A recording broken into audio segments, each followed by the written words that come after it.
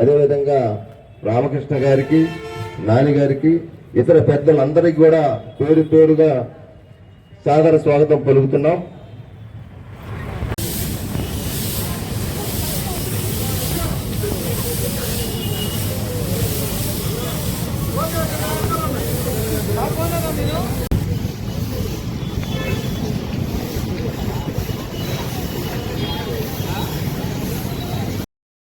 నాటికి స్వర్ణాంధ్రప్రదేశ్ ని తీర్చిదిద్దే దిశలో 10 సూత్రాలను ఏర్పాటు చేసుకుంది.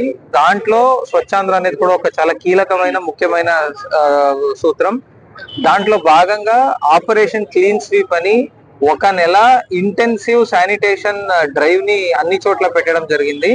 దాంట్లో భాగంగా మనం మచిలీపట్నంలో కూడా చాలా చిత్తశుద్ధితో ఈ కార్యక్రమాన్ని చేయాలి అని నిర్ణయం తీసుకున్నాము. సో దీంట్లో భాగంగా ముఖ్యంగా మనము తరచూ చెత్త పడే బ్లాక్ స్పాట్స్ ని అక్కడ చెత్త పడకుండా చేసి కొంచెం అందంగా తీర్చిదిద్దే ఒక కార్యక్రమాన్ని చేపడుతున్నాము.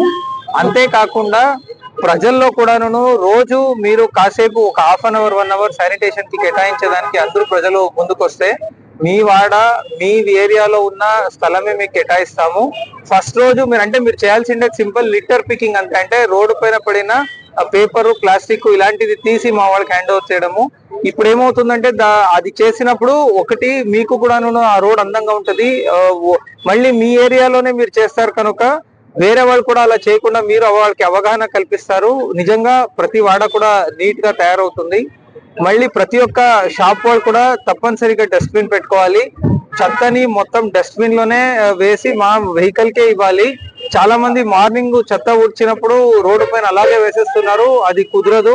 ఇప్పుడు సుప్రీంకోర్టు కూడా సాలిడ్ వేస్ట్ మేనేజ్మెంట్ కొత్త రూల్స్ కి గైడ్ లైన్స్ అన్ని ఇచ్చింది. దాని ప్రకారంగా చాలా స్ట్రిక్ట్ గా ఇంకొక 1 మంత్ లో మచిలీపట్నంలో సమూలంగా మార్పు రావడానికి అన్ని చర్యలు చేపడతాం. Thank you.